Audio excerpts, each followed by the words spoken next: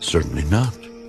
Or do you not know that he who is joined to a harlot is one body with her? For the two, he says, shall become one flesh. But he who is joined to the Lord is one spirit with him. Flee sexual immorality. Every sin that a man does is outside the body, but he who commits sexual immorality sins against his own body. Or do you not know that your body is the temple of the Holy Spirit who is in you, whom you have from God, and you are not your own? For you were bought at a price. Therefore glorify God in your body and in your spirit, which are God's. 1 Corinthians, chapter 7. Now concerning the things of which you wrote to me, it is good for a man not to touch a woman. Nevertheless, because of sexual immorality, let each man have his own wife, and let each woman have her own husband. Let the husband render to his wife the affection due her, and likewise also the wife to her husband. The wife does not have authority over her own body, but the husband does.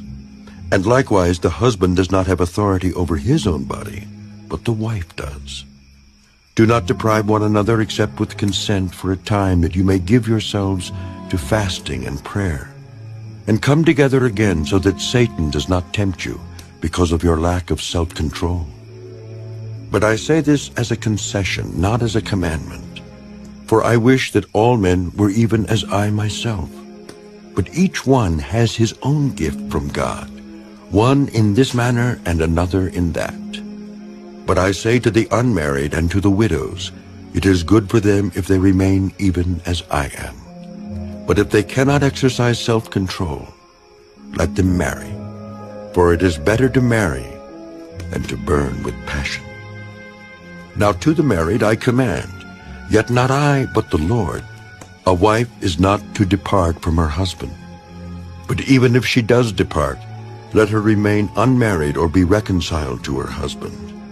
And a husband is not to divorce his wife. But to the rest, I, not the Lord, say, if any brother has a wife who does not believe, and she is willing to live with him, let him not divorce her. And a woman who has a husband who does not believe, if he is willing to live with her, let her not divorce him. For the unbelieving husband is sanctified by the wife, and the unbelieving wife is sanctified by the husband. Otherwise your children would be unclean, but now they are holy. But if the unbeliever departs, let him depart. A brother or a sister is not under bondage in such cases. But God has called us to peace. For how do you know, O wife, whether you will save your husband? Or how do you know, O husband, whether you will save your wife? But as God has distributed to each one, as the Lord has called each one, so let him walk. And so I ordain in all the churches, was anyone called while circumcised? Let him not become uncircumcised. Was anyone called while uncircumcised? Let him not be circumcised. Circumcision is nothing, and uncircumcision is nothing, but keeping the commandments of God is what matters. Let each one remain in the same calling in which he was called. Were you called while a slave? Do not be concerned about it. But if you can be made free, rather use it. For he who was called in the Lord while a slave is the Lord's freedman. Likewise, he who is called while free is Christ's slave. You were bought at a price. Do not become slaves of men. Brethren, let each one remain with God in that state in which he was called. Now concerning virgins, I have no commandment from the Lord, yet I give judgment as one whom the Lord in his mercy has made trustworthy. I suppose therefore